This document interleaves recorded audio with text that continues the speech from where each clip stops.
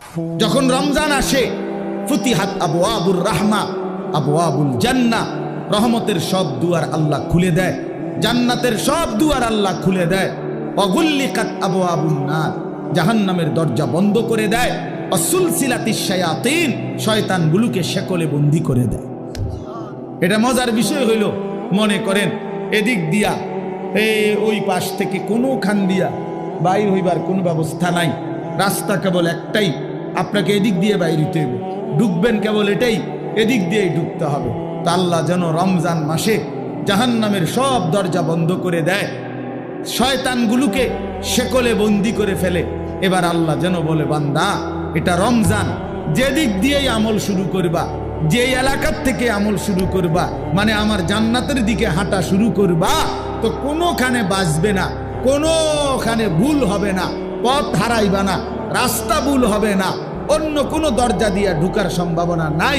শুধু খোলা যেই দরজা, এটা শুধুই জান্নাতেরই দরজা, ঢুকলে শুধু জান্নাতেই ঢুকবে, ঢুকলে শুধু জান্নাতেই ঢুকবে। কারণ খোলাই তো কেবল কিসের দরজা? জান্নাত, জান্নাতের দরজা। এজন্য রমজানে যদি কেউ ইবাদতে লাগে, বন্দিগিতে লেগে যায়, আল্লাহর হুকুম পালন, তো আল্লাহ তাআলা বলেন মাস শেষে শুধু কেবল জান্নাতেই ঢুকবা, জান্নাতেই ঢুকবা, জান্নাতেই, জান্নাতেই ঢুকবা। তাহলে নবী সাল্লাল্লাহু আলাইহি ওয়াসাল্লাম রমজান মাসের নাম রমজান উল্লেখ করছেন। মান কামা রমাদান, মান সামা রমাদান, এই রমজান শব্দটি আল্লাহ নবী বারবার উল্লেখ করছেন, বারবার উল্লেখ করেছেন। তাহলে যেই নাম আল্লাহ উল্লেখ করছেন, যেই নাম নবীজি উল্লেখ করছেন, তাহলে এটা নিঃসন্দেহে দামি কিনা বলেন? অতএব রমজান মাস আল্লাহর কাছে যেহেতু প্রিয়, রমজান মাস নবীর কাছে যেহেতু প্রিয়, আমি মুমিনের কাছেও রমজান প্রিয়। যা আমার আল্লাহর প্রিয় তা আমারও প্রিয়, যা আমার নবীর প্রিয় তা আমারও কি প্রিয়। এটা হলো এক। এবার আল্লাহ তাআলা রমজানের বৈশিষ্ট্য বলতেছে, আল্লাযী উনজিলা ফীহিল কুরআন, রমজান এটা সেই মাস যেই মাসে আমি আমার শ্রেষ্ঠতম কালাম কোরআন নাজিল করেছি। তাহলে রমজান মাস সেই মাস যেই মাসে কোরআন নাজিল হয়েছে। তাহলে রমজান কোরআন, রমজান কোরআন, এটা একদম কাগজের এই পিঠে, এই পিঠে যদি লেখা থাকে রমজান, ওই পিঠে দেখা যাবে লেখা আছে কোরআন। কোরআন, রমজান আর কোরআন, অর্থাৎ রমজান মানে কোরআনের মাস, কোরআনের মাস। রমজানটাকে মনে করেন মেহমানের সামনে ট্রের মধ্যে করে 10 আইটেমের ছোট ছোট বাটিতে তরকারি দিছে, দিয়া উপরে একটা সুন্দর কাপড় দিয়ে মখমলের ঢেকে দিছে সবগুলোর উপরে, সবই বাটির উপরে। তো আল্লাহ তাআলা যেন এই রমজান মাসটাকে কতগুলো ইবাদত দিয়ে সাজিয়েছেন।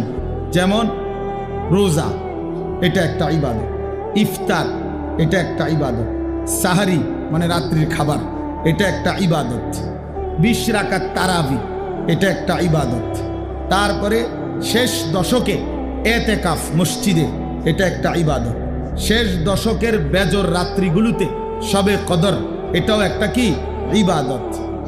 এইভাবে আল্লাহ তাআলা এগুলো দিয়া সাজাইয়া এইটার উপরে যেন কোরআন নামের একটা চাদর দিয়ে ঢেকে দিয়েছে।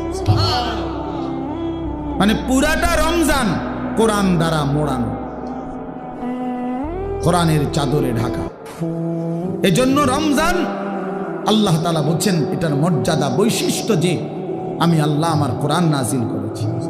কোরআন নাজিল করার কারণে রমজান দামি, দামি। কেমন কোরআন?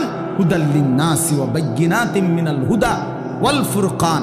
আল্লাহ বলেন কোরআন হচ্ছে বিশ্ব মানবতার হেদায়েত এবং হেদায়েতের স্পষ্ট পথ নির্দেশিকা, মানে কোনো বিষয় অস্পষ্ট নাই।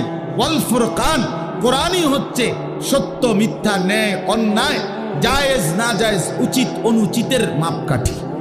কোনটা করা উচিত, কোনটা ছাড়া উচিত, কোনটা ন্যায়, কোনটা অন্যায়, কোনটা উচিত, কোনটা অনুচিত, আল্লাহর কসম এটা একমাত্র কোরআনই সিদ্ধান্ত দেয়, আমার রাসূলের সুন্নাহ হাদিসই শিক্ষা দেয়।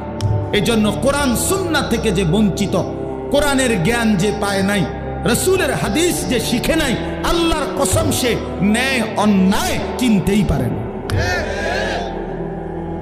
কোরআনবিহীন সভ্য হয় না, কোরআনবিহীন আখলাক হয় না, হতেই পারে না। পৃথিবীর আর কোনো বই দিয়া হবে না, হালাল হারাম বুঝবে না। পরে তো উচ্চ শিক্ষিত, কথা তো বলে শুদ্ধ, রেজাল্টও খুব ভালো, শব্দ উচ্চারণ চমৎকার, কিন্তু আজকে 5 বছর একটা মেয়ের সাথে সম্পর্ক, হাঁটে চলে মেয়ের সাথে, এটা যে হারাম এইটাও তার আন্দাজের মধ্যেই নাই। কারণ কোরআনের জ্ঞান না থাকার কারণে, কোরআন না থাকার কারণে হালাল হারামের পার্থক্য বুঝার অন্য কোনো জ্ঞান তার কাছে নাই। এই জন্য কোরআনই একমাত্র মানুষকে ন্যায় অন্যায় শেখায়। ওয়াল ফুরকান। আমরা চ্যালেঞ্জ করলাম, আমি চ্যালেঞ্জ করলাম, তোমরা ছেলেরা যারা স্কুলে পড়ো, কলেজে পড়ো, ইউনিভার্সিটিতে পড়ো, প্রিয় বন্ধু চলো সিদ্ধান্ত নিয়ে তুমি দেখাও যে কোরআনের মতো আরেকটি কিতাব বই আছে যেখানে সত্য মিথ্যা, আলো অন্ধকার, ন্যায় অন্যায়, হালাল হারাম শিখায়।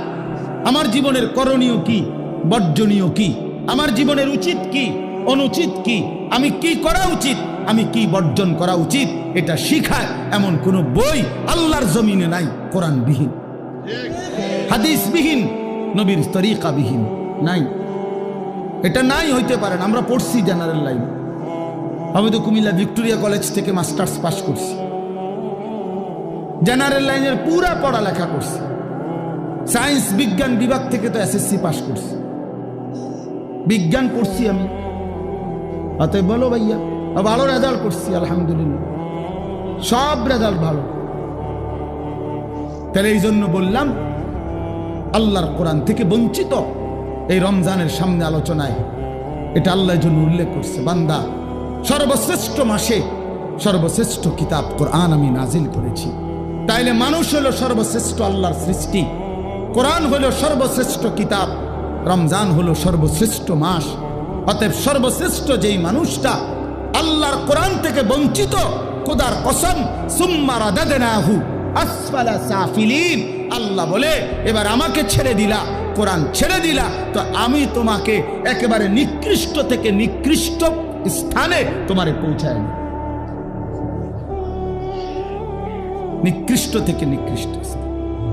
এই জন্য দয়া করে আজকে আমি এই একটা কথাই শেষে বলতে চাই, অনেক কিছু বলা দরকার, কিন্তু একটা প্রসঙ্গ শুধু বলতে চাই যে রমজান আমাদের সামনে। একে তো রমজানকে কদর করা উচিত, রমজানে ইবাদত আখিরাতের প্রস্তুতি নেওয়া। আর বিশেষভাবে অনুরোধ করছি আপনাদের কাছে, ছেলেদের বাবাদের, যে আল্লাহর কোরআন যাদের অশুদ্ধ, কোরআন শরীফ যারা পড়তে পারেন না, কোরআন শরীফের জ্ঞানের সাথে যাদের কোনো সম্পর্কই নাই, আপনারা আরেকবার ঘুরে দাঁড়ান, আরেকবার ঘুরে দাঁড়ান। কোরআনের মাসে কোরআনকে ইজ্জত করেন, তাহলে আল্লাহ বরকত দিবে। যার কোরআন, আপনার বয়স 90 বছর হোক আর 9 বছর হোক, ছেলেরা বাবা তোমরাও, পর্দার আড়ালের মা বোনরাও, বয়স্ক বাবারাও, আমরা প্রত্যেকেই রমজান আমাদের সামনে, সবাই সবার সুবিধা মতো ইমাম সাহেবের কাছে, কোন আলেমে দ্বীনের কাছে, কারো না কারো কাছে আল্লাহর কোরআন শিখেন, কোরআন শরীফ সহি শুদ্ধ করেন। এটা উচিত, এটা ইনসাফ বাবা, এটা ইনসাফ। যার মধ্যে নাই 60 বছর 30 বছরে যে আল্লাহর কোরআন দেখে দেখেও পড়তে পারে না, আহা বন্ধু, তার আফসোস ছাড়া জীবনটা আর কিছুই হইতে পারে না। একটা জগ, বালতি, গ্লাস, এটা যদি উল্টা করে রাখে, তো এইবার এটার উপরে আটলান্টিক মহাসাগরের সবগুলো পানি দিলেও তো এটা পুড়বে না, কারণ এটা তো উল্টো। আল্লাহ নবী সাল্লাল্লাহু আলাইহি ওয়াসাল্লাম বলছেন, এটা হাদিসের মধ্যে আছে, কিছু মানুষের দিল কালকুজে মিরবাদান, উল্টা গ্লাসের মতো, উল্টা জগের মতো, যে যার দিল উল্টে গেছে, যার কলিজা উল্টে গেছে, ফলে আর এর মধ্যে কোনো কথাই আসর করে না। আল্লাহর কথা, কোরআনের কথা, নবী সাল্লাল্লাহু আলাইহি ওয়াসাল্লামের কথা কোনো প্রভাব ফেলে না, কোনো অনুভূতিই জাগে না। কারণ আসলে জাগবে কোথায়? দিল তো উল্টে গেছে। এজন্য হাদিসের মধ্যে আছে, আল্লাহ নবী সাল্লাল্লাহু আলাইহি ওয়াসাল্লাম 5 ওয়াক্ত নামাজের পরে নবীজি বিশেষ যেই দোয়াগুলো করতেন, এর মধ্যে একটা দোয়া এটা, ইয়া মুকাল্লিবাল কুলুব সাব্বিত কলবি আলা দীনিকা। এইটার অর্থ হলো, আপনারা এদিকে তাকান, ওরা এত জনের ঠিক করে পারতেন না, যা আছে জায়গা তাই, আর কি জায়গা বানাইবো বেটারা, খালাস। আপনারা যারা বসছেন আপনারা মনোযোগ, ওনারা কেমনে বসবে এটা ওনারা চিন্তা করেন। চলেন ভাই, সবাই ঠিক করতে গেলে, গুছাইতে গেলে সময়টা আসবে করতে, আমি এতক্ষণ সময় থাকবো না এখানে। এই জন্য আপনারা মনোযোগ দেন। ওই ভাইরা ইন্তেজামওয়ালারা আছে, স্বেচ্ছাসেবক আছে, ওরা ফিকির করুক কি করতে পারে, না হয়তো আগামী বছর শুনবো, এরা এবছর যাই ঘুমাই যাবে, কি করে। তো আল্লাহ নবী সাল্লাল্লাহু আলাইহি ওয়াসাল্লাম বলছেন, দোয়া করতেন, ইয়া মুকাল্লিবাল কুলুব সাব্বিত কলবি আলা দীনিক। হে অন্তরসমূহের পরিবর্তনকারী, হে অন্তরসমূহের পরিবর্তনকারী আল্লাহ, আপনি আমার অন্তর, আমার কলব আপনার দ্বীনের উপরে মজবুত রাখেন। এজন্য নবী সাল্লাল্লাহু আলাইহি ওয়াসাল্লাম বলছেন হাদিসের মধ্যে, ইন্না কুলুবাল ইবাদ বাইনা ইসবাআইন মিন আসাবি'ir রহমান ইউকাল্লিবুহু কাইফা ইয়াশা। নিশ্চয়ই বান্দার অন্তর আল্লাহ পাকের কুদরতি দুই আঙ্গুলের মাঝে, এরকম দুই আঙ্গুলের মাঝে, আর সেই কলব অন্তর আল্লাহ তাআলা ইউকাল্লিবুহু কাইফা ইয়াশা, যেভাবে ইচ্ছা সেভাবে উলট পালট করতে পারেন। এজন্য আল্লাহ পাক যদি দিল বদলে দেয়, উল্টে দেয়, তো আর কোনো দিন হেদায়েতের রাস্তা সে পাবে না, আর কোনো দিন আলোর পথ পাবে না। দুনিয়া ভোগ করতে পারবে জন্তু জানোয়ারের মতো, হাইওয়ান কুকুরের মতো, কিন্তু আলোর সন্ধান, কল্যাণের সন্ধান, নিজের ভালো, নিজের কর্তব্য, নিজের করণীয়, কোন পথে হেদায়েত, কোন পথে কল্যাণ, কোন পথে আলো, সেটা আর মিলবে না। কোরআন শরীফে আছে, ফামান ইউদলিলিল্লাহু ফামা লাহু মিন হাদ। আল্লাহ বলেন, আল্লাহ যাকে পথভ্রষ্ট করে দেন তাকে আর কোথাও কোনো পথ প্রদর্শক নাই, সে আর কোথাও রাহবার মিলবে না। ফামান লাম ইয়াজআলিল্লাহু লাহু নূরান ফামা লাহু মিন নূর। ছেলেরা মনোযোগ দিয়ে শোনো, অল্প সময় কথা বলবো না। আল্লাহ তাআলা বলেন, আল্লাহর আলো যে পেল না, ফামা লাহু মিন নূর, তার জন্য আর কোথাও কোনো আলো নাই। আল্লাহর আলো থেকে বঞ্চিত, তো সব জায়গায় তার জন্য অন্ধকার। আল্লাহ তাআলা কোরআনুল কারীমের মধ্যে বলছেন, যারা নাফরমানি করছে তাদের সারা জিন্দিগির যাবতীয় কাজকর্ম কারামাদিন ইশতাদ্দাত বিহির রিহু ফি ইয়াউমিন আসিফ, ওই রকম ছাইয়ের স্তূপের মতো, যেখানে কোনো ব্যক্তি ছাই বোঝেন তো না, চুলার লাকড়ির ছালি আর কি, এই ছাইয়ের স্তূপ দিছে রাস্তার এখানে, মনে করেন অনেক ছাইয়ের স্তূপ, হঠাৎ করে একটা জোরে বাতাস আসছে, এক বাতাসে ছাই উড়ে ছিন্ন ভিন্ন হয়ে গেছে, আর কোনো নাম নিশানা নাই। আল্লাহ নবী সাল্লাল্লাহু আলাইহি সাল্লাম বলেন, নাফরমান, বেঈমান, পাপীর যাবতীয় আমল কর্মকাণ্ড সবকিছু এরকম স্তূপকৃত ছাইয়ের মতো, যেটা একটা বাতাস এসে এক নিমিষে উড়ায় গেছে, আর কিছুই নাই তার। একদিন মৃত্যুর সাথে সাথে দেখবে আর কিচ্ছু, এই ভাত মাছ চাল ডাল, পেশাব পায়খানা, খাট পালং সোফা ফার্নিচার, মোবাইল মোটরসাইকেল, হ্যাঁ, হাসি নারী, ছবি, নাচ গান, খালাস, মরে গেছে, তার কিছুই নেই, আর কিছুই নেই। এরপরে কবরে গিয়ে দেখবে কিছুই নেই, কিছুই আর নেই। এই জন্য বাপ, এটা গুরুত্বপূর্ণ বিষয়, যেমন না হওয়া যে আল্লাহ আমার দিল উল্টায় দিছে, এমন পাষাণ না হওয়া যে আমার অন্তরে কোনো কথাই ঢোকে না। এটা ভাবলেই বোঝা যায় মানুষ, প্রত্যেকেই অনুভব করতে পারি, আমরা নিজের দিলে নিজেই বোঝাপড়া করতে পারি যে আসলে আল্লাহর কথা আমার দিলে কেমন লাগে, আখিরাতের কথা বললে আমার অন্তরের অবস্থা কেমন হয়। কবরের কথা, কবর দেখলে, মৃত্যু দেখলে, লাশ দেখলে, জানাজা দেখলে আমার কলিজার মধ্যে কোনো অনুভূতি জাগে কিনা, হৃদয়টা নরম হয় কিনা? রাসূলুল্লাহ সাল্লাল্লাহু আলাইহি সাল্লাম বলছেন, আমি তোমাদের কাছে দুটা জিনিস রেখে যাচ্ছি নসিহত হিসাবে। তারাকতু ফীকুম আমরাইন ওয়াইযাইন, উপদেশ হিসাবে দুইটা জিনিস রেখে যাচ্ছি। একটা হলো কোরআন, যেটা নাতিক, যেটা উচ্চারণ করে, মানে তুমি পড়লেই কোরআন থেকে উপদেশ পাই। আরেকটা হলো নবীজি বলছেন, আমি আরেকটি উপদেশ তোমাদের জন্য রেখে যাচ্ছি, যেটা কোনো আওয়াজ করে না, নিশ্চুপ, কিন্তু তোমাদেরকে উপদেশ দেয়। সেটা কি? আল মাউত, মৃত্যু। মৃত্যু, প্রতিটা মৃত্যু তোমাকে নসিহত করে যে এর পরের জানাজা আমার, এর পরের এলান হয়তো আমার, এর পরের ঘোষণা আমার। এই জন্য মৃত্যু একটা নসিহত।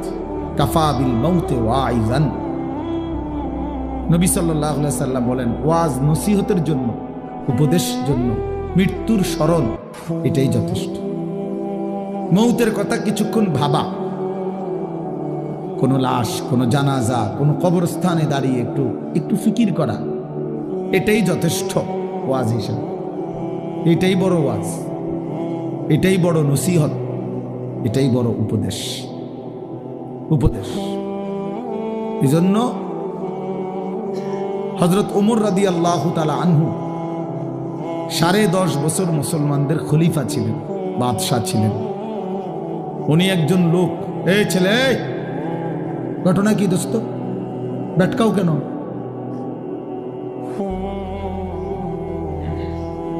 ফাজলামি করলে চলে যাও, আরো দুজন মানুষের জায়গা দাও। বেচারা কষ্ট করে দাঁড়ায় রয়েছে। কি ভাবছো দোস্ত? এর খামখেয়ালির জায়গা না। চেনো না আমারে? কোনো সময় দেখছো না? দুষ্টামি করো না, রসিকতা আমি পছন্দ করি না বাপ। তোমার আমি তো এখতিয়ার দিছি যে তুমি চলে যাও, কোনো অসুবিধা কি আমার? আমি বাস্তবিক অর্থ শ্রোতা গুনি না, এটা সবাই জানে। আজকে 22 বছর 21 বছরের জীবনে আমি কম হোক বেশি হোক আমার এতে কোনো আপত্তি নেই, আসলেই না। আমি এটা কোনো বিষয় মনে করি, জনপ্রিয় অজনপ্রিয় এটি কোনো কথা না, বুঝেন না? এটা কোনো কথা না। একারে 10 কোটি মানুষ আমার চিনছে, তো কি আমার কবর রাজা মা, বুঝেন না? তো আর কি, আমি চিনলেই কি আর না চিনলেই কি, আমার আল্লাহ আমারে মাফ করবে কিনা এটা হলো আমার চিন্তা। আপনি একারে সারা বাংলাদেশ আমার মাথা তালগি দিয়ে নিলে কি, তারপরে কি আমি কি হবে এতে? তাইলে এটা কোনো কথা না, এটা কোনো বিষয়ই না, এটা কোনো মূল বিষয়। লোক হইছে, লোক হয় নাই, এইটা কোনো আলোচ্য বিষয়। আল্লাহর কথা বলতে পারা এটাই সৌভাগ্য, শুনতে পারা এটাই সৌভাগ্য, আয়োজন করতে পারা এটাই সৌভাগ্য। কয়জনের জন্য কয়জনে শুনছি, কয়জনের বলছি, এত কিছু আমার দরকার। আল্লাহর কথা বলতে থাকা, যেখানে সুযোগ হয়, যতক্ষণ সুযোগ হয়, উপরে নিচে, এখানে সেখানে, দুয়ারে দুয়ারে বলতে থাকা। এবং আল্লাহর পথে যত ব্যথা, যত বেদনা, যত দুঃখ, যত অপমান, যত লাঞ্ছনা, সব সয়ে যাও। কবি আরশ পর, কবি ফরশ পর, কবি উনকে দর, কবি দর বদর, গমে आशिकी तेरा शुक्रिया, मैं कहां कहां से गुजर गया। আল্লাহর পথে সব বেদনা, সব অপমান, আল্লাহ তবুও তোমার শুকরিয়া। তোমার কথা বলতে গিয়েই বেইজ্জতি হয়েছে, অসুবিধা কি? গমে आशिकी तेरा शुक्रिया, मैं कहां कहां से गुजर गया। আমি কই থেকে কই ছুটে গেলাম, তোমার জন্যই ছুটলাম, তোমার জন্যই ছুটলাম, তোমার কথাই ফেরি করলাম।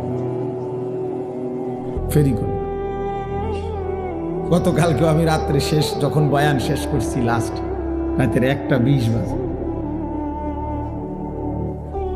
হ্যাঁ শুরু হয়েছে জোরের পড়তে, কোথায় গেছি, কতক্ষণ করছি, কি কিচ্ছু আমার হিসাব কিতাব। চলো ভাইয়া, বলতে থাকো, খালাস। এই জন্য বললাম দোস্ত, আমার রাগ হয়ে গেল। খামখেয়ালি করাটা আমি পছন্দ করি। আমার কথা হলো কম হোক, মনোযোগ দিয়ে শোনো, এতে বরকত। একদিনে তুমিও বদলাইতা না, আমি জানি, কিন্তু আন্তরিকতা থাকলে, মনোযোগ থাকলে একদিন সত্যি সত্যি আল্লাহ চাইলে বদলে যায়। 100 খুনের আসামি আল্লাহর ওলি হইছে, বেশ্যা পতিতা নারী সেও আল্লাহর ওলি হইছে, তুমি হইতা না। জগৎ বিখ্যাত ডাকায় তো কি হইছে, আল্লাহওয়ালা হইছে, তুমি হইতা না। তুমি তো এর চাইতে খারাপ হয়ে যাও নাই, তো তুমিও ভালো হয়ে যাবে ইনশাআল্লাহ। কিন্তু আন্তরিকতা দরকার, দিল দরকার, আল্লাহর কথার প্রতি মনোযোগী হওয়া, আল্লাহর কথার প্রতি মনোযোগী হওয়া দরকার। এই জন্য আমি এটা একটু শক্ত। আমার কথা হলো শতভাগ মনোযোগ দিয়ে। এই যে আমি এই জন্য মোবাইলের কথা বলছি, অর্থাৎ মোবাইল ধরে রাখলে না হাতে, সারাক্ষণ নজর যায় ওটার দিকে, মানে একটু পর পর এটা মনে পড়ে, এটা তো ওদের নিয়ে একবার ছোট করে, একবার বড় করে, একবার একটু চাপ দেয়, একটু নিচে নেয়, মানে দেখবেন মানে বেচারার টেনশনটা কাজ করে কি। তো এটারে তো তুমি অনেক কিছু করলা, কিন্তু তোমার নিজের কলিজার মধ্যে কি ঢুকছে এটা কর। মোবাইলের একবারে ছবিটা সুন্দর উঠছে, আওয়াজটা ক্লিয়ার উঠছে, সব ঠিক আছে, তো এটা দিয়ে কি লাভ হইল? আমি সুন্দর হলাম কিনা, আমি কিছু বুঝলাম কিনা, আমার ভিতরে একটা আফসোস আসছে কিনা, আমার হৃদয়ের মধ্যে একটু ফিকির অনুভূতি জাগছে কিনা, যে হায় আমি কি করছি, আমার কি করা উচিত ছিল, আমি কে, আমি আসলাম কোত্থেকে, কে আমাকে বানাইল, কে আমাকে বানাইল। ওই মৌলানা বলতেছিল যে আল্লাহ জানতে চাইবে বান্দা আমি কি একটা বারও আমার ডাক শুনতে পাই নাই? কেমনে পারলা? সারাদিনে কতজনরে ডাক দিলা, তুমি কি পারলা না একটা বার আমারে ডাকতে? কতজনের কত আবদার রক্ষা করলা, আমি তোমার কাছে কয়েকটা সেজদা চাইছি, আমি কি তোমার কোনো উপকার করি নাই? আজকের সারাদিনে আমি কি তোমাকে লালন পালন করি নাই? খোদার কসম হাদিসে আছে, আল্লাহ পাক হাসরের ময়দানে জিজ্ঞেস করবে, বান্দা আলাম নুসিহ জিসমাক, এই প্রথম প্রশ্ন করবে এটা। বান্দা বলো তো, মোট এতদিন আমি কি তোমার শরীরটা সুস্থ রাখি নাই? বলো মাথা ব্যথা ছিল কয়বার? মাথা স্বাভাবিক ছিল কয়বার? বলো পেট ব্যথা হয়েছে জীবনে কয়বার? পেট স্বাভাবিক ছিল কয়বার?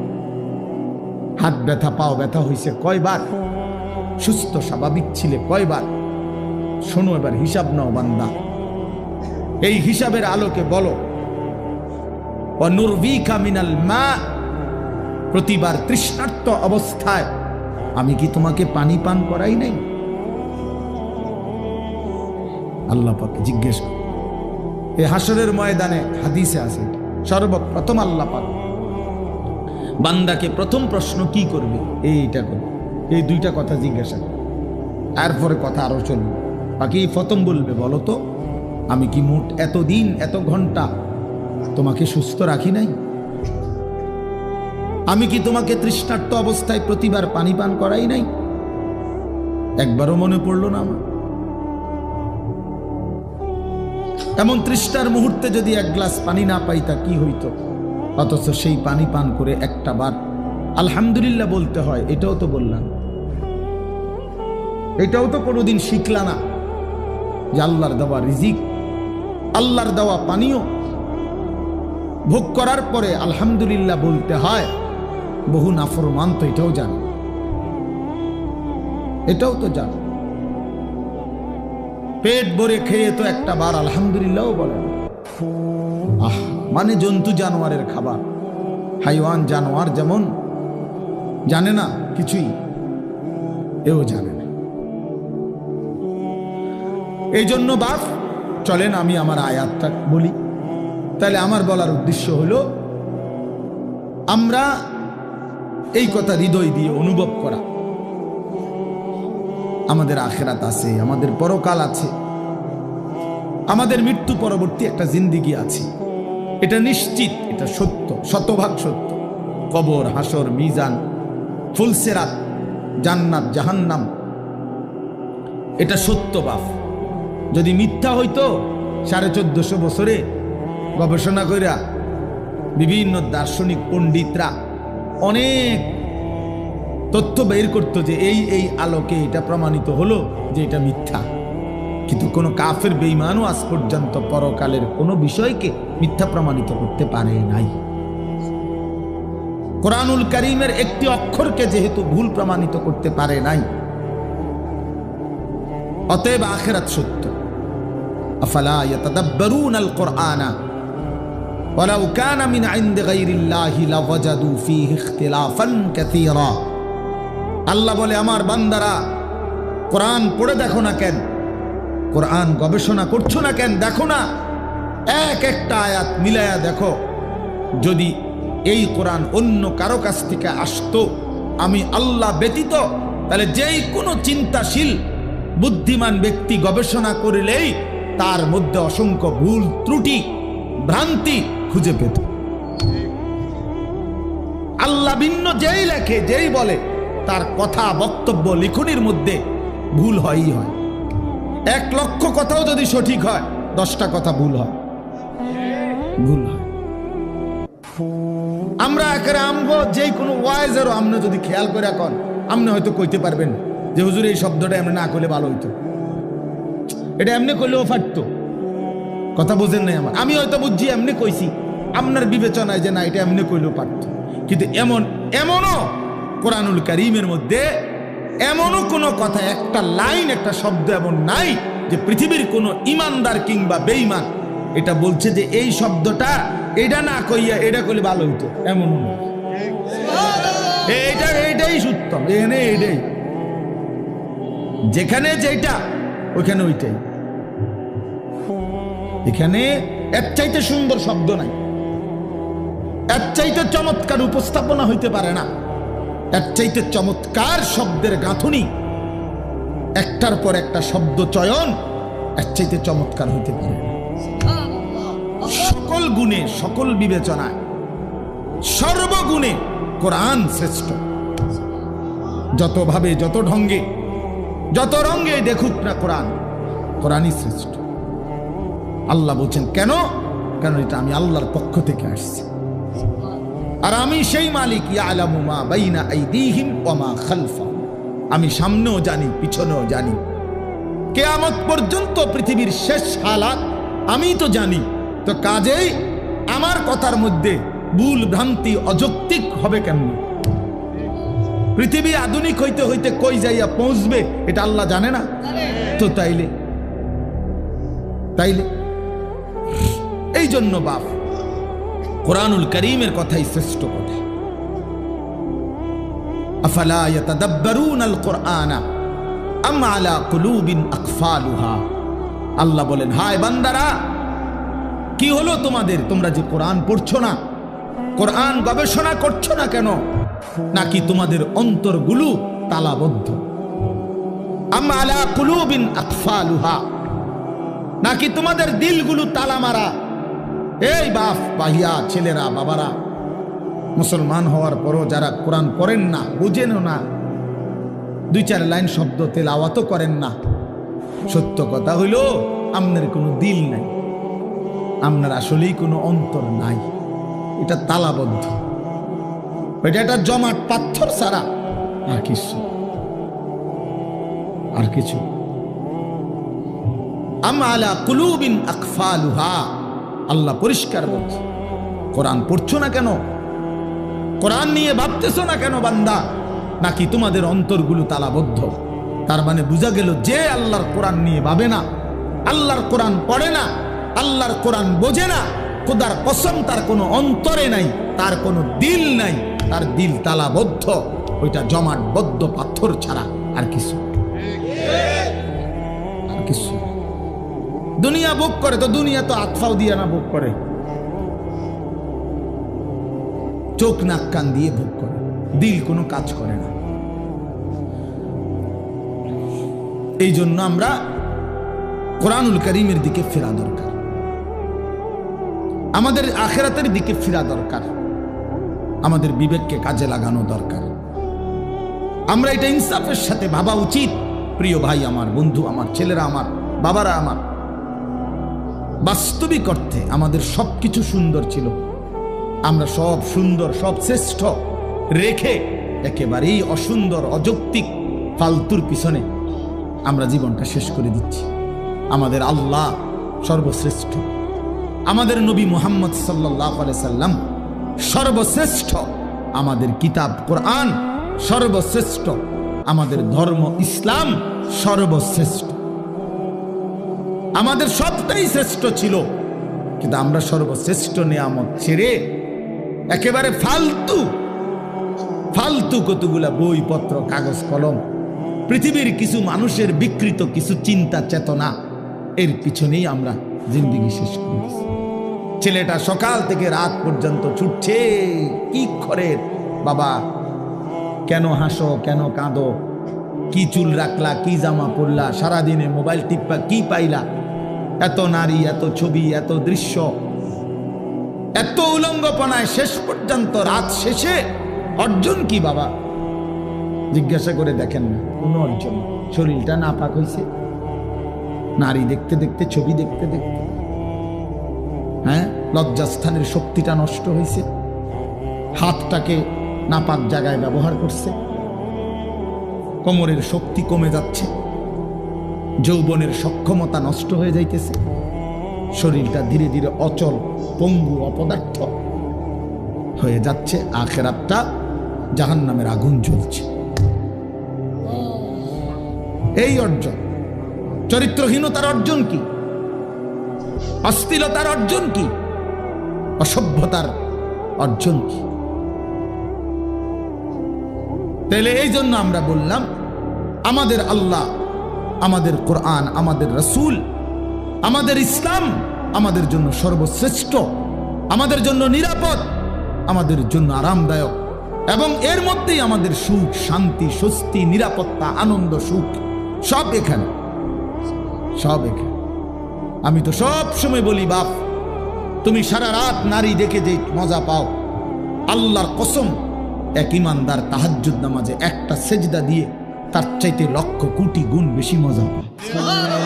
যারা ইবাদত করে, যারা আল্লাহর বন্দেগী করে, তুমি মনে করো না তারা নিরানন্দ, তাদের কোনো আনন্দ নাই। এমনি সেটানি মানুষ আল্লাহর ইবাদত করে, অনেক অসন্তুষ্টি নিয়ে আনি আল্লাহর বন্দেগী করে। আমরা 5 ওয়াক্ত নামাজ পড়ি অসন্তুষ্টি নিয়ে, হ্যাঁ, তো তাইলে নাফরমান ছেলে পেলে, বেহায়া নারী, হারামখোর নাফরমান মনে করে তার হারামের মধ্যে তৃপ্তি, খোদার কসম হারামের মধ্যে অতৃপ্তি, হারামের মধ্যে অতৃপ্তি, হারামের মধ্যে। মদে কখনো তৃপ্ত হয় না, পানিতে তৃষ্ণা মিটে যায়।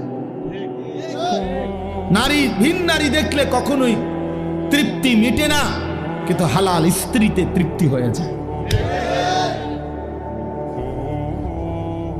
হ্যাঁ, এই জন্য গুনাহ তৃপ্তি দেয় না, হারাম তৃপ্তি দেয় না। আল্লাহ তাআলা যেটা হারাম করছেন সেটা তো বুঝে শুনেই করছেন। এটার মধ্যে যদি বান্দার কল্যাণই থাকতো, তিনি হারাম করলেন কেন? কথা বোঝেন নাই তো? কোরআনুল কারীমের মধ্যে আছে, আসা আন তুহিব্বু শাইআন ওয়া হুয়া শাররুল লাকুম। আল্লাহ বলছে, বান্দা মনে রেখো, এমন অনেক জিনিস আছে যেটা তোমার কাছে খুব প্রিয় মনে হয়, ওয়া হুয়া শাররুল লাকুম, অথচ আমি আল্লাহ বলতেছি এটা তোমার জন্য অকল্যাণ। তোমার কাছে মনে হয় আমি এক রাইতে, হ্যাঁ, 30 জন নারী দেখছি, আর আরেক বেটা হুদা বউ লইয়া বইয়া রইছে। আমি তো সারা পৃথিবীর নর্তকী দেখলাম, উলঙ্গ ছবি দেখলাম, আমি না বেশি মজা পাইলাম? না, আল্লাহ বলে, না বান্দা, তোমার কাছে যদিও মনে হয়েছে এটা ভালো, কিন্তু এর পিছনে শাররুন লাকুম, অকল্যাণ। এটা তোমার চরিত্র নষ্ট করে, এটা তোমার আখলাক নষ্ট করে, এটা তোমার শরীরের সক্ষমতা নষ্ট করে, এটা তোমার মানুষের চোখে ঘৃণিত করে। কোন লম্পটকে, কোন চরিত্রহীনকে পৃথিবীর কেউ 2 পয়সার কোনো মূল্য দেয় না। রাস্তার কুকুর বিড়ালের সমান মর্যাদাও দেয় না বেটা। একটা ছেলে নয়তো চ্যালেঞ্জ করে বল বেটা, দাঁড়া এখন। বেনামাজি নাফরমান, তোরে কেউ সম্মান করছে জীবনে, কেউ ইজ্জত করে ভালোবাসছে, মহব্বত করে বুকে টেনে নিছে, বল তুই বেটা। তোর সামান্য কিছু দুশ্চরিত্র লম্পট ছাড়া তোরে কেউ ডাক দিছে বেটা, তুই কর, বল বেটা। যে হুজুর আমারে, আমি সারা রাত নারী ছবি দেখি আর পরও মানুষ আমারে আদর করছে, কেডা? ধরো দুসাই, তোমারে কে আদর করছে? কে তোমারে সম্মান করে? কে তোমারে দেখলে বলে আহা ছেলেটা কতটা ভালো? না না, মানুষ আলোকে আলোই বলে, অন্ধকারকে মানুষ অন্ধকারই বলে, রাতকে মানুষ রাতই বলে, দিনকে মানুষ দিনই বলে, সাদাকে সাদাই বলে, কালোকে কালোই বলে। অতএব বাটপার সিটার রে মানুষ বাটপার সিটারই কয়। হ্যাঁ, আমনে সুদখোর, আমনের মানুষে দেখলে গো মাশাআল্লাহ জোনায়েদ বাগদাদি নাও। হ্যাঁ, বাইজিদ বুস্তামি স্বাস্থ্য পাই না যায়, মানুষে ব্যাক কলে, মানুষে চিরা খায়, আমনে হুদা ভাত খায়। মানুষে বাটপার রে বাটপার হিসাবে সিটার রে সিটার হিসাবে মানুষ, ইমানদারকে ইমানদার হিসাবে। মানুষের চোখ ভুল হয় না।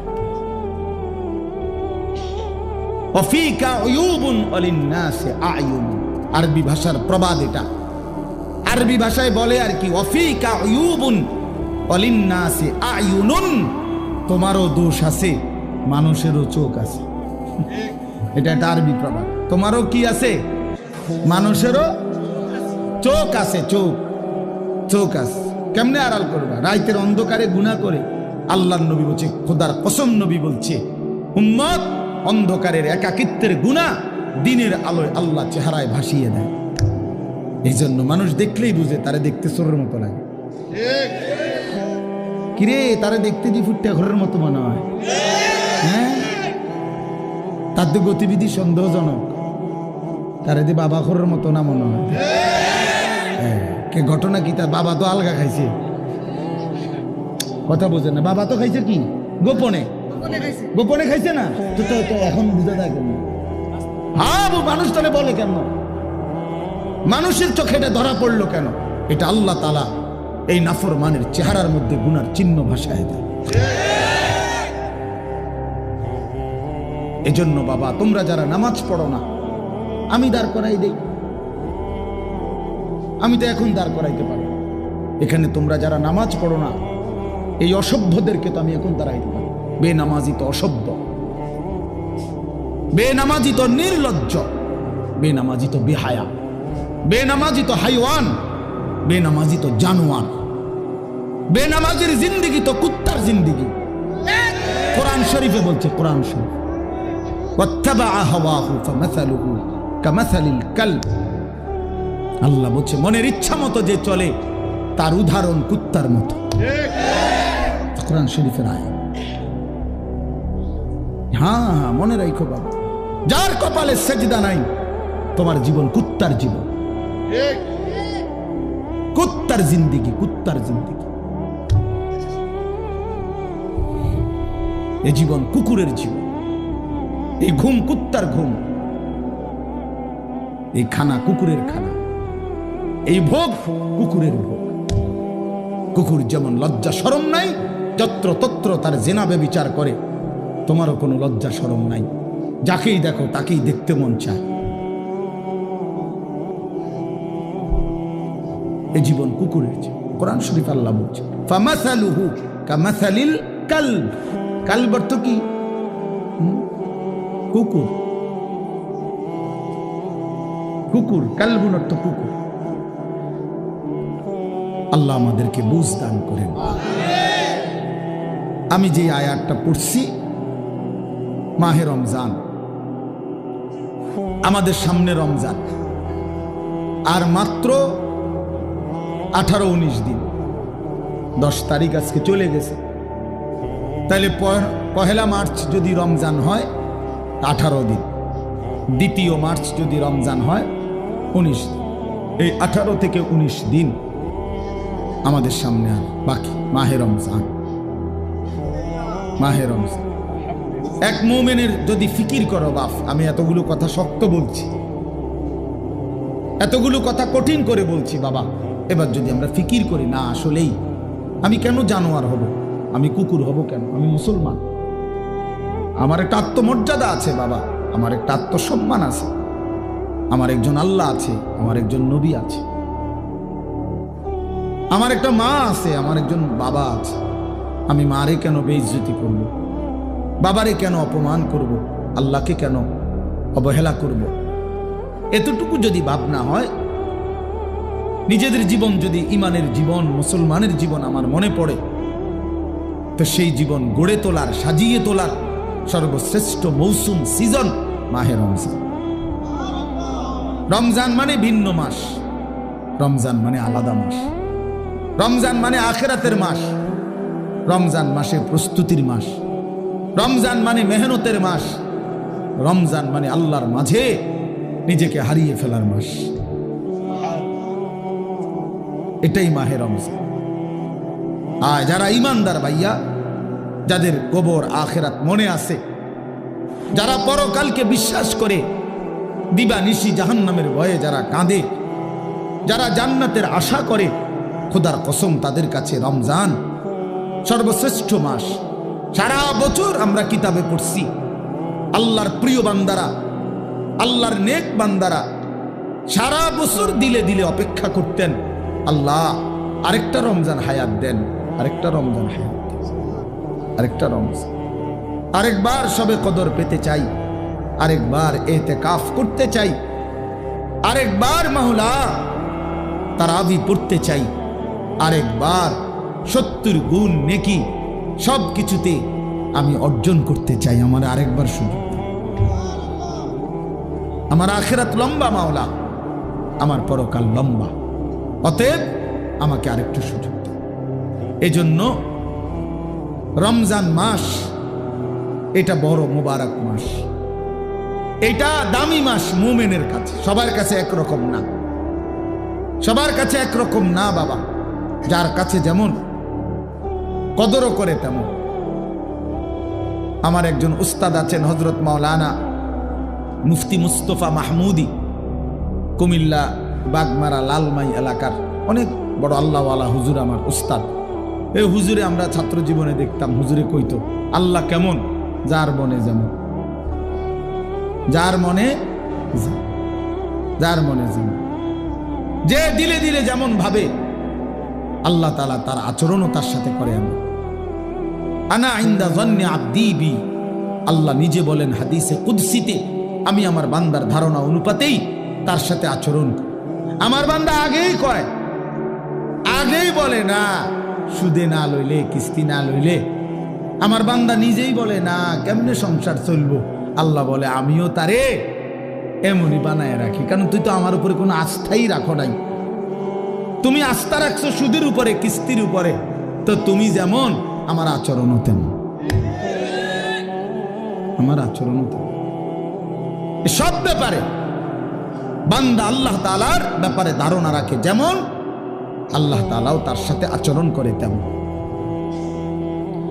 তো এই জন্য বললাম মাহে রমজান আমাদের জীবনের সর্বশ্রেষ্ঠ মুমিনের কাছে গুরুত্বপূর্ণ মাস। ইমানদারের হৃদয় এটা, ইমানদারের কলজা এটা, ইমানদারের অপেক্ষা এটা। আমাদের প্রিয় নবী সাল্লাল্লাহু আলাইহি ওয়াসাল্লাম একটানা 2 মাস লাগাতার আল্লাহর কাছে রমজান ভিক্ষা চাইতেন। 2টা মাস। আল্লাহুম্মা বারিক লানা ফি রাজাবা ওয়া শাবান ওয়া বাল্লিগনা রমাদান। আয় আল্লাহ, এই 2টা মাসে আমারে হায়াত ভিক্ষা দেন, বরকত দেন, আমারে রমজান পর্যন্ত পৌঁছিয়ে দেন। তাইলে নবী সাল্লাল্লাহু আলাইহি সাল্লাম রজব এবং শাবান মানে রমজানের আগের 2 আরবি মাস আল্লাহর কাছে বরকত চাইতেন হায়াতের, আর রমজান পর্যন্ত পৌঁছতে চাইতেন। আচ্ছা, নবী সাল্লাল্লাহু আলাইহি সাল্লামের 11 মাসের আমল ঘাটতি ছিল কেমন? নবী সাল্লাল্লাহু আলাইহি সাল্লাম 24 ঘন্টার মধ্যে গাফেল থাকতেন কখন? নাউজুবিল্লাহ। আল্লাহকে ভুলে থাকতেন কখন? এক বুজুর্গকে জিজ্ঞাসা করছিল যে আল্লাহ নবী সাল্লাল্লাহু আলাইহি সাল্লাম তসবিহ ব্যবহার করতেন, যে আমরা যে তসবিহ গুনি। তাহলে উনি চমৎকার উত্তর দিছে যে শোনো বাবা, তসবিহ তো ব্যবহার করে সে যে আল্লাহকে ভুলে যায়, ফলে তসবিহ হাতে থাকলে এই তসবিহ তারে আল্লাহর কথা মনে করায় দেয়, তখন সে আবার পড়ে, আবার ভুলে যায়, আবার তসবিহ দেখলে মনে পড়ে। তো তসবিহ তো মনে করায় দেয় আল্লাহর কথা, তো যে ভুলে যায় তাকে না মনে করাবে। তো নবী সাল্লাল্লাহু আলাইহি সাল্লাম তসবিহ পড়তেন কিনা, ব্যবহার করতেন কিনা তুমি জানতে চাইছো, আগে তো তুমি বলো নবী সাল্লাল্লাহু আলাইহি সাল্লাম আল্লাহকে ভুলতেন কখন? তিনি আল্লাহকে ভুলতেন কখন? তিনি তো কখনোই ভুলতেন না। কানা রাসূলুল্লাহ সাল্লাল্লাহু আলাইহি ওয়াসাল্লাম ইয়াযকুরুল্লাহ ফি কুল্লি আহয়ানিহি। আম্মা জান আয়েশা রাদিয়াল্লাহু তাআলা আনহা বলেন, আল্লাহর নবী সাল্লাল্লাহু আলাইহি সাল্লাম সর্বদাই আল্লাহ তাআলার জিকির করতেন। তাইলে যিনি 11 মাস টানা আল্লাহর ইবাদতে পূর্ণ মনোযোগী থাকতেন, যিনি নবী নিজে বলছেন আনা আ'লামুকুম বিল্লাহ, আমি আল্লাহকে সবচেয়ে বেশি জানি চিনি, আনা আতকাকুম, আমি হচ্ছি তোমাদের মধ্যে সবচেয়ে বেশি আল্লাহকে ভয় করি। তাহলে যার তাকওয়া বেশি, যার ইলম বেশি, যার আমল বেশি, যার 11 মাসের বন্দিগি লাগাতার, সেই তিনি এর পরেও এত নেকি এত বন্দিগি থাকার পরেও নবীজি রমজানের অপেক্ষা করতেন 2 মাস। আর আমাদের 11 মাসের হালাত কি? আমাদের হালাত কি? আমাদের নেকি কোথায়? আমাদের গুনার ভিড়ে নেকি তো খুঁজে পাওয়া যাবে, নেকি তো খুঁজে পাওয়া যাবে না। আমাদের তো গুনায় গুনাহ, গুনাই গুনাহ, গুনাই গুনাহ, উঠতে বসতে চলতে ফিরতে নাফরমানি আমাদের বেশি। অতএব আমাদের জন্য এর চাইতে বেশি রমজানের অপেক্ষা করা উচিত, কারণ রমজান আমার গুনাহ ধুয়ে মুছে সাফ করে দিবে, রমজান আমার নেকির পাহাড় জমায়ে দিবে। এই জন্য দয়া করে আমরা প্রত্যেকে ইনশাআল্লাহ এই প্রথম কথা আমার রমজানের জন্য দিল থেকে দোয়া করবেন, বলেন ইনশাআল্লাহ।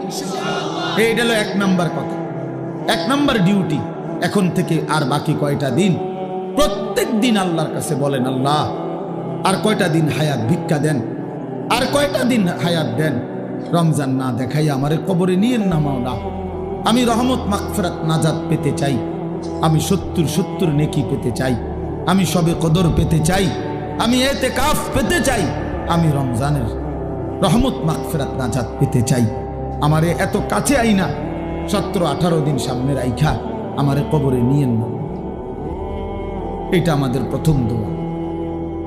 2 নাম্বার কথা হলো, আল্লাহ পাক রব্বুল আলামিন রমজানের গুরুত্ব বলতে গিয়ে এইখানে ডাইরেক্ট সরাসরি আল্লাহ নিজে বলছেন।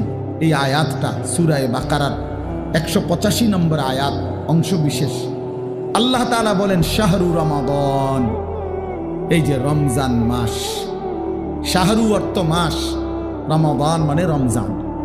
তো রমজান মাস, এই কথাটা আল্লাহ পাক এই মাসটার এতটা দাম যে আল্লাহ নিজেই এই মাসের নাম উল্লেখ করেছেন। এই কোরআনুল কারীমে আরবি 12 মাসের মধ্যে আর কোনো মাসের নাম কোরআনে নাই, শুধু এইটাই আছে। মুহররম, সফর, রবিউল আউয়াল, রবিউল সানি, আরো মাস আছে না আরবি, এগুলোর নাম নাই। শুধু এই রমজান মাসের নামই আল্লাহ উল্লেখ, শাহরু রমাদান, রমজান মাস। অতএব যেটা আল্লাহ উচ্চারণ করছেন সেটা দামি কিনা বলেন? 2, আমাদের নবীজির জবানে রমজান শব্দ উচ্চারণ হয়েছে কিনা? নবীজি বারবার বলছেন, ইজা দাখালা রমাদান, যখন রমজান আসে, ফুতিহাত আবওয়াবুর রাহমা, আবওয়াবুল জান্নাহ, রহমতের সব দুয়ার আল্লাহ খুলে দেয়, জান্নাতের সব দুয়ার আল্লাহ খুলে দেয়। অগুল্লিকাত আবওয়াবুন নার, জাহান্নামের দরজা বন্ধ করে দেয়। অসুলসিলাতিশ শায়াতিন, শয়তানগুলোকে শেকলে বন্দী করে দেয়। এটা মজার বিষয় হইল, মনে করেন এদিক দিয়া ওই পাশ থেকে কোনোখান দিয়া বাইর হইবার কোনো ব্যবস্থা নাই, রাস্তা কেবল একটাই, আপনাকে এদিক দিয়ে বাইরিতে হইবে, ঢুকবেন কেবল এটাই, এদিক দিয়েই ঢুকতে হবে। তা আল্লাহ যেন রমজান মাসে জাহান্নামের সব দরজা বন্ধ করে দেয়, শয়তানগুলোকে শেকলে বন্দি করে ফেলে। এবার আল্লাহ যেন বলে, বান্দা এটা রমজান, যেদিক দিয়েই আমল শুরু করবা, যে এলাকার থেকে আমল শুরু করবা, মানে আমার জান্নাতের দিকে হাঁটা শুরু করবা, তো কোনোখানে বাঁচবে না, কোনোখানে ভুল হবে না, পথ হারাইবা না, রাস্তা ভুল হবে না, অন্য কোনো দরজা দিয়ে ঢুকার সম্ভাবনা নাই। শুধু খোলা যেই দরজা, এটা শুধুই জান্নাতেরই দরজা, ঢুকলে শুধু জান্নাতেই ঢুকবে, ঢুকলে শুধু জান্নাতেই ঢুকবে। হ্যাঁ, কারণ খোলাই তো কেবল কিসের দরজা? জান্নাতের, জান্নাতের দরজা।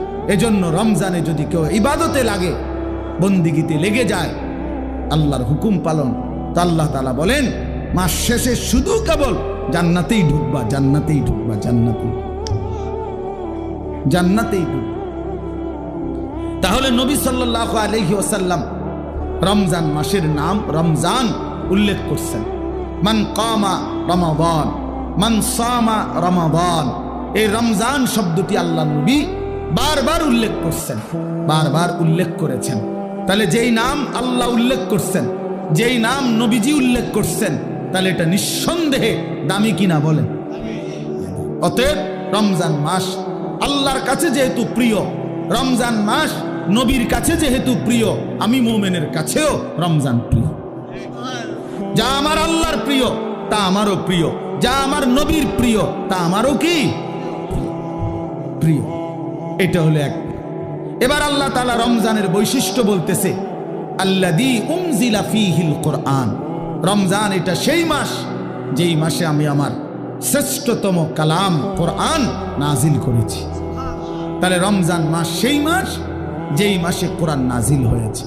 তাহলে রমজান কোরআন, রমজান কোরআন, এটা একদম কাগজের এই পিঠে, এই পিঠে যদি লেখা থাকে রমজান, ওই পিঠে দেখা যাবে লেখা আছে কোরআন। কোরআন, রমজান আর কোরআন, অর্থাৎ রমজান মানে কোরআনের মাস, কোরআনের মাস। রমজানটাকে মনে করেন মেহমানের সামনে ট্রের মধ্যে করে 10 আইটেমের ছোট ছোট বাটিতে তরকারি দিছে, দিয়া উপরে একটা সুন্দর কাপড় দিয়ে মখমলের ঢেকে দিছে সবগুলোর উপরে, সবটি বাটির উপরে। তো আল্লাহ তাআলা যেন এই রমজান মাসটাকে কতগুলো ইবাদত দিয়ে সাজিয়েছেন। যেমন রোজা, এটা একটা ইবাদত, ইফতার এটা একটা ইবাদত, সাহারি মানে রাত্রির খাবার এটা একটা ইবাদত, 20 রাকাত তারাবি এটা একটা ইবাদত, তারপরে শেষ দশকে এতেকাফ মসজিদে এটা একটা ইবাদত, শেষ দশকের বেজর রাত্রিগুলোতে শবে কদর এটাও একটা কি ইবাদত। এইভাবে আল্লাহ তাআলা এগুলো দিয়ে সাজাইয়া এইটার উপরে যেন কোরআন নামের একটা চাদর দিয়ে ঢেকে দিয়েছে। মানে পুরাটা রমজান কোরআন দ্বারা মোড়ানো, কোরআনের চাদরে ঢাকা। এজন্য রমজান আল্লাহ তাআলা বলছেন এটার মর্যাদা বৈশিষ্ট্য যে আমি আল্লাহ আমার কোরআন নাজিল করেছি। কোরআন নাজিল করার কারণে রমজান দামি, দামি। কেমন কোরআন? হুদাল লিন্নাসি ওয়া বাইয়িনাতিম মিনাল হুদা ওয়াল ফুরকান। আল্লাহ বলেন কোরআন হচ্ছে বিশ্ব মানবতার হেদায়েত এবং হেদায়েতের স্পষ্ট পথ নির্দেশিকা, মানে কোনো বিষয় অস্পষ্ট নাই। ওয়াল ফুরকান, কোরআনই হচ্ছে সত্য মিথ্যা, ন্যায় অন্যায়, জায়েজ না জায়েজ, উচিত অনুচিতের মাপকাঠি। কোনটা করা উচিত, কোনটা ছাড়া উচিত, কোনটা ন্যায়, কোনটা অন্যায়, কোনটা উচিত, কোনটা অনুচিত, আল্লাহর কসম এটা একমাত্র কোরআনই সিদ্ধান্ত দেয়। আমার রসুলের সুন্নাহ হাদিসই শিক্ষা দেয়।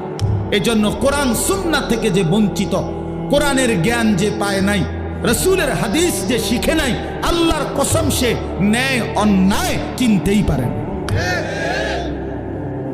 কোরআনবিহীন সভ্য হয় না, কোরআনবিহীন আখলাক হয় না, হতেই পারে না। পৃথিবীর আর কোনো বই দিয়া হবে না, হালাল হারাম বুঝবে না। পরে তো উচ্চ শিক্ষিত, কথা তো বলে শুদ্ধ, রেজাল্টও খুব ভালো, শব্দ উচ্চারণ চমৎকার, কিন্তু আজকে 5 বছর একটা মেয়ের সাথে সম্পর্ক, হাঁটে চলে মেয়ের সাথে, এটা যে হারাম এইটাও তার আন্দাজের মধ্যেই নাই। কারণ কোরআনের জ্ঞান না থাকার কারণে, কোরআন না থাকার কারণে হালাল হারামের পার্থক্য বুঝার অন্য কোনো জ্ঞান তার কাছে নাই। এই জন্য কোরআনই একমাত্র মানুষকে ন্যায় অন্যায় শেখায়। ওয়াল ফুরকান। আমরা চ্যালেঞ্জ করলাম, আমি চ্যালেঞ্জ করলাম, তোমরা ছেলেরা যারা স্কুলে পড়ো, কলেজে পড়ো, ইউনিভার্সিটিতে পড়ো, প্রিয় বন্ধু চলো সিদ্ধান্ত নিয়ে তুমি দেখাও যে কোরআনের মতো আরেকটি কিতাব বই আছে যেখানে সত্য মিথ্যা, আলো অন্ধকার, ন্যায় অন্যায়, হালাল হারাম শিখায়। আমার জীবনের করণীয় কি, বর্জনীয় কি, আমার জীবনের উচিত কি, অনুচিত কি, আমি কি করা উচিত, আমি কি বর্জন করা উচিত, এটা শিখায় এমন কোন বই আল্লাহর জমিনে নাই কোরআনবিহীন, হাদিসবিহীন, নবীর তরিকাবিহীন নাই। এটা নাই হইতে পারে না। আমরা পড়ছি জেনারেল লাইন, আমি তো কুমিল্লা ভিক্টোরিয়া কলেজ থেকে মাস্টার্স পাস করছি, জেনারেল লাইনের পুরা পড়ালেখা করছি, সায়েন্স বিজ্ঞান বিভাগ থেকে তো এসএসসি পাস করছি, বিজ্ঞান পড়ছি আমি। অতএব বলো ভাইয়া, ভালো রেজাল্ট করছি আলহামদুলিল্লাহ, সব রেজাল্ট ভালো। তাহলে এই জন্য বললাম আল্লাহর কোরআন থেকে বঞ্চিত এই রমজানের সামনে আলোচনায় এটা আল্লাহর জন্য উল্লেখ করছে, বান্দা সর্বশ্রেষ্ঠ মাসে সর্বশ্রেষ্ঠ কিতাব কোরআন আমি নাজিল করেছি। তাইলে মানুষ হলো সর্বশ্রেষ্ঠ আল্লাহর সৃষ্টি, কোরআন হলো সর্বশ্রেষ্ঠ কিতাব, রমজান হলো সর্বশ্রেষ্ঠ মাস।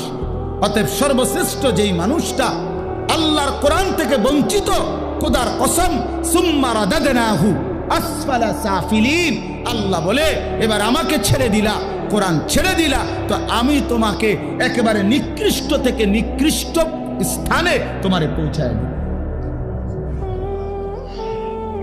নিকৃষ্ট থেকে নিকৃষ্ট। এই জন্য দয়া করে আজকে আমি এই একটা কথাই শেষে বলতে চাই, অনেক কিছু বলা দরকার, কিন্তু একটা প্রসঙ্গ শুধু বলতে চাই যে রমজান আমাদের সামনে। একে তো রমজানকে কদর করা উচিত, রমজানে ইবাদত আখিরাতের প্রস্তুতি নেওয়া। আর বিশেষভাবে অনুরোধ করছি আপনাদের কাছে, ছেলেদের বাবাদের, যে আল্লাহর কোরআন যাদের অশুদ্ধ, কোরআন শরীফ যারা পড়তে পারেন না, কোরআন শরীফের জ্ঞানের সাথে যাদের কোনো সম্পর্কই নাই, আপনারা আরেকবার ঘুরে দাঁড়ান, আরেকবার ঘুরে দাঁড়ান। কোরআনের মাসে কোরআনকে ইজ্জত করেন, তাহলে আল্লাহ বরকত দিবে। যার কোরআন, আপনার বয়স 90 বছর হোক আর 9 বছর হোক, ছেলেরা বাবা তোমরাও, পর্দার আড়ালের মা বোনরাও, বয়স্ক বাবারাও, আমরা প্রত্যেকেই রমজান আমাদের সামনে, সবাই সবার সুবিধা মতো ইমাম সাহেবের কাছে, কোন আলেমে দ্বীনের কাছে, কারো না কারো কাছে আল্লাহর কোরআন শিখেন, কোরআন শরীফ সহি শুদ্ধ করেন। এটা উচিত, এটা ইনসাফ বাবা, এটা ইনসাফ। যার মধ্যে নাই, 60 বছর 30 বছরে যে আল্লাহর কোরআন দেখে দেখেও পড়তে পারে না, আহা বন্ধু, তার আফসোস ছাড়া জীবনটা আর কিছুই হইতে পারে না, আর কিছুই হইতে পারে না। ওই মানুষটা নিয়ে আসুন, চেয়ার দেন, চেয়ার, ওই চেয়ার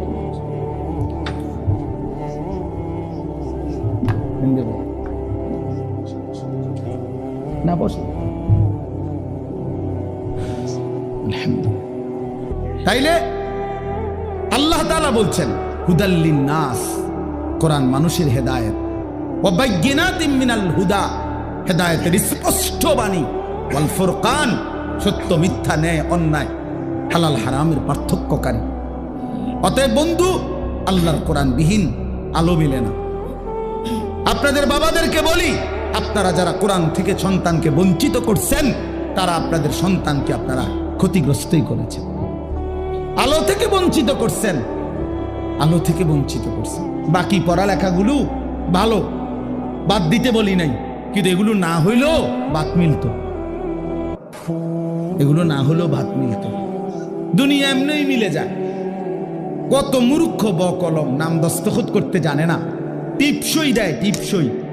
এমন মানুষ হাজার হাজার কোটি কোটি টাকার মালিক এমন নাই? তো তে আনলো কোত্থেকে? এই মূর্খে আনলো কোত্থেকে টাকা? এগুলা হেতেও তো দুনিয়া বুক করে। কথা বলেন, তার কি নাই? বাড়ি গাড়ি, নারী, ক্ষমতা, প্রভাব, প্রতিপত্তি, সবই তো আছে। তাহলে দুনিয়া এমনিই ভোগ করা যায়। যে বুবা, দেখেন যে বুবা মানুষ, বুবা বাস্তবিক অর্থেই বুবা, সেও তো দুনিয়া ভোগ করে, করে না? সেও তো ভাত খায়, মাছ খায়, পেশাব করে, ঘুমায়, তারও তো বাচ্চা কাচ্চা হয়, হেতেও তো বিয়া করে। তাহলে দুনিয়া তো বুবায়ও ভোগ করে। তাহলে বোঝা গেল আল্লাহর কোরআন যেই জবান পড়তে পারে না, বাকি কথা এগুলো না কইলেও সে দুনিয়া ভোগ করতে পারত, দুনিয়া ভোগ করতে পারত।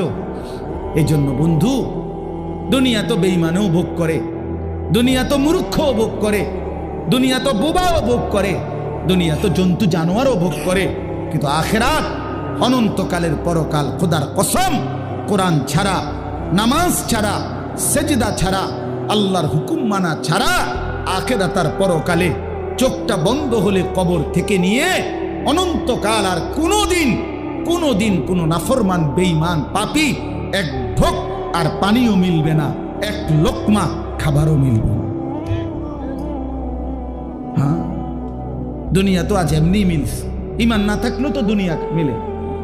কাফের বেঈমানও তো দুনিয়া ভোগ করে মিয়া। অতএব এই আমার শেষ কথা, দয়া করে এটা ভাবতে শিখেন। আমার পরম শ্রদ্ধেয় হযরত মাওলানা মুফতি দ্বীন মোহাম্মদ আশরাফ সাহেব দামাত বারাকাতুহুমুল আলিয়া, তিনি এসেছেন, কথা বলবেন। আপনারা সবাই মনোযোগ দিয়ে বসেন। নওজোয়ান ছেলে তোমরা উঠাউঠি করো না বাবা, আল্লাহর দোহাই কেউ উঠাউঠি করো না, মেহেরবানি করে, এটা অভদ্রতা। হুজুর কথা বলবেন, অল্প সময় দোয়া করবেন। তো আমার অনুরোধ রইল বাপ, ছেলেদেরকে বলি বাপ, রমজান মাস, অনেকের পড়ালেখার ব্যস্ততা, স্কুলের ব্যস্ততা কিছুটা কম হইতে পারে, অথবা ব্যস্ততা থাকলেও একটু সময় বের করে আল্লাহর কোরআন শিখার ফিকির করেন। বয়স্ক বাবারা যারা আছেন, চা দোকানে আড্ডা না দিয়ে কোরআন শিখেন। মা বোনদেরকে বলেন আল্লাহর কোরআন শিখতে, তাইলে রমজানের কদর হবে, রমজানের সম্মান জানানো হবে। কোরআনের মাসে কোরআনকে আমি স্বাগত জানাইলাম। আল্লাহর নবী সাল্লাল্লাহু আলাইহি সাল্লাম বলছেন, শেষ কথা হলো, নবীজি বলছেন, আল্লাযী ইয়াকরাউল কুরআনা ওয়া হুয়া মাহিরুন বিহি মা'আস সাফারাতিল কিরামিল বারারা। আল্লাহর নবী সাল্লাল্লাহু আলাইহি সাল্লাম বলেন যে বিশুদ্ধভাবে, সুন্দরভাবে আল্লাহর কোরআন পড়তে পারে, পড়তে থাকে, সে নেককার, পুত, পবিত্র, সম্মানিত ফেরেশতাদের সাথী হবে। আর ওয়াল্লাযী ইয়াকরাউল কুরআনা ওয়া হুয়া ইয়াতাতা'তাউ ফীহি ফালাহু আজরান। নবীজি কি সুন্দর কথা বলছে। নবীজি বলছে, আর যারা কোরআন পড়তে গিয়ে ঠেকে, মানে ঠেকা পড়ে, কষ্ট হয় বেচারা, নতুন শিখছে, নতুন শিখতেছে, ঠেকা ভাঙ্গা খুব কষ্ট করে পড়তেছে, শিখতেছে, আল্লাহর নবী বলেন ফালাহু আজরান। আমি নবী বললাম আমার সেই বান্দা, সেই উম্মতের জন্য প্রতি অক্ষরে অক্ষরে দ্বিগুণ নেকি, ডাবল নেকি দেওয়া হবে। এক তো কোরআন পড়লা, আর এক তো কষ্ট সত্ত্বেও কষ্ট করে উচ্চারণ করার চেষ্টা করল। অতএব নতুন করে শিখে যদি কষ্টও করেন তা আপনি ঠকবেন না, বরং দ্বিগুণ নেকি পাবেন ইনশাআল্লাহ। এজন্য আমরা প্রত্যেকেই এবারে রমজানে চেষ্টা করেন আল্লাহর কোরআন শিখার। আল্লাহ আমাদেরকে তৌফিক দেন।